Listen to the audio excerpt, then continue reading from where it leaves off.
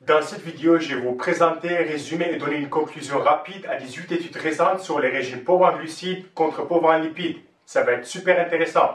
Par contre, je vous conseille vraiment de soit tout regarder, soit regarder un peu le début, quelques études et surtout la fin pour la conclusion. C'est très important.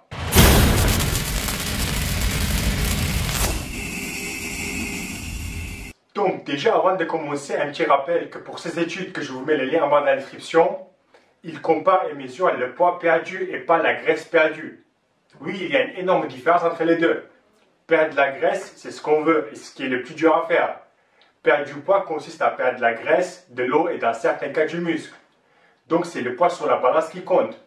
Je peux suivre un certain régime et perdre 2 kg en une semaine, mais ce que je te garantis, c'est que tu n'as pas perdu 2 kg de graisse. Et pauvre en glucides, selon l'étude, ça va de 20 à 60 grammes par jour. Et pauvre en lipides, pour la plupart des études, c'est moins de 30 grammes par jour.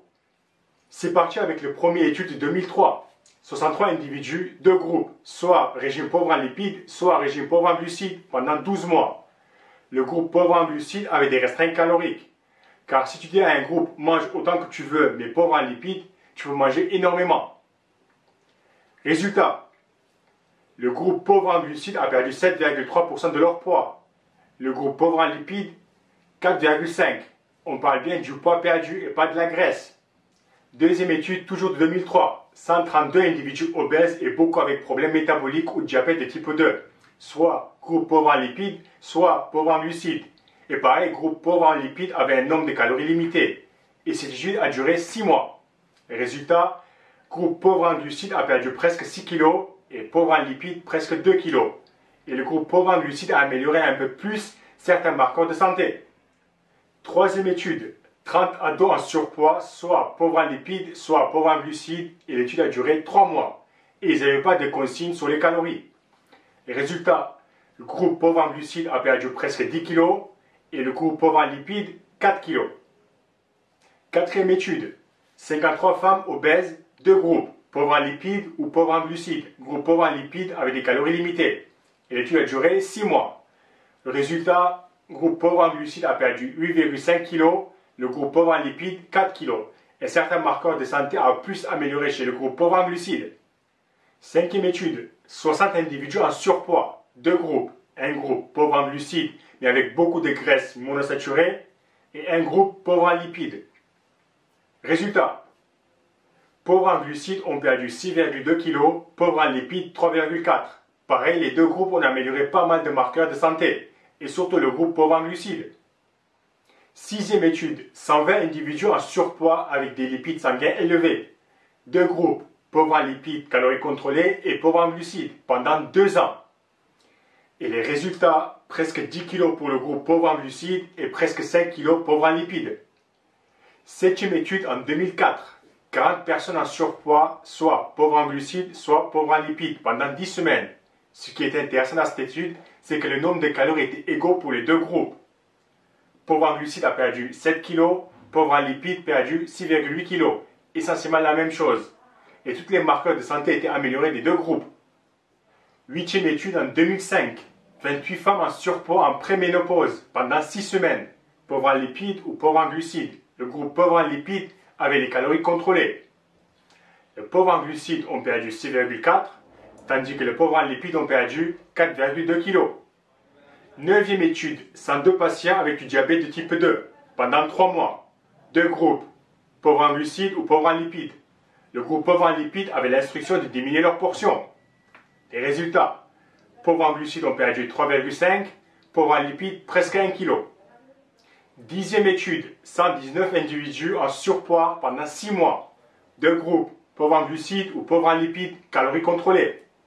Le groupe pauvre en glucides a perdu presque 13 kg et 6,7 pour le groupe pauvre en lipides. Onzième étude, en 2007, 93 femmes en surpoids ou obèses en préménopause, divisées en 2 groupes, pauvres en glucides et hauts en lipides ou pauvres en lipides et hauts en glucides.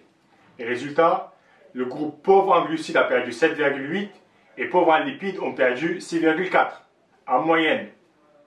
Douzième étude en 2007. 13 diabétiques et 13 non-diabétiques ont été randomisés dans soit pauvres en glucides ou régime recommandé spécifique pour les diabétiques où les calories étaient contrôlées et c'était pauvre en lipides. et ça a duré 3 mois. Résultat, pauvre en glucides, moins 6,9 kg en 3 mois et le régime spécifique pour les diabétiques, moins 2,1 kg. 13e étude, 84 individus obèses et diabète de type 2 pendant 24 semaines, soit très pauvres en glucides, soit calories spécifiques avec index glycémique bas. Pauvre en glucides a perdu un peu plus de 11 kg, le régime index glycémique bas a perdu presque 7 kg. Les médicaments contre le diabète a été diminué de 95% pour le groupe pauvre en glucides et 62% pour le groupe index glycémique bas. 14e étude de 2008, 322 individus obèses divisés en 3 groupes. Pauvres en glucides, pauvres en lipides mais calories contrôlées et régime méditerranéen. Et l'étude a duré 2 ans. Pauvres en glucides ont perdu 4,7, pauvres en lipides presque 3 kg et le régime méditerranéen ont perdu 4,4 kg. 15e étude, 88 individus en surpoids, surtout de la graisse au niveau du ventre, soit très pauvres en glucides, soit pauvres en lipides. Les deux groupes avaient un nombre de calories limité, et ça pendant 24 semaines. Les résultats, pauvres en glucides ont perdu presque 12 kg, tandis que le groupe pauvre en lipides, un peu plus de 10 kg. Pas une énorme différence, et ces 2 kg sont probablement du glycogène.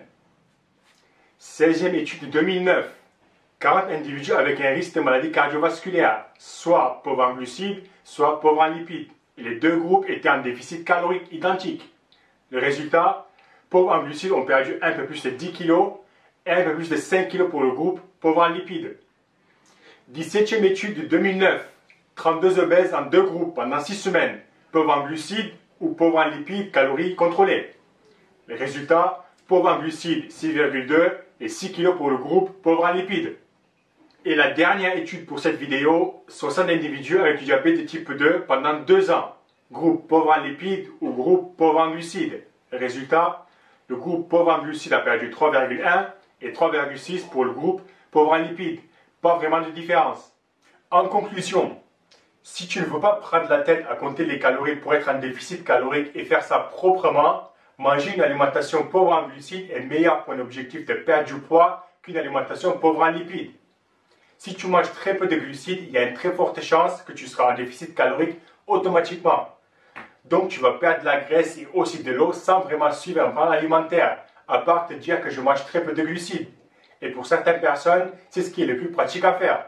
Par contre, on a bien vu qu'à calories égales, la différence est minime entre les deux. Tu perds un peu plus avec pauvre en glucides car ton corps éliminera un peu plus d'eau, mais peu importe, tu vas perdre la même quantité de graisse. La différence est surtout de l'eau et un peu plus de la graisse pour les diabétiques.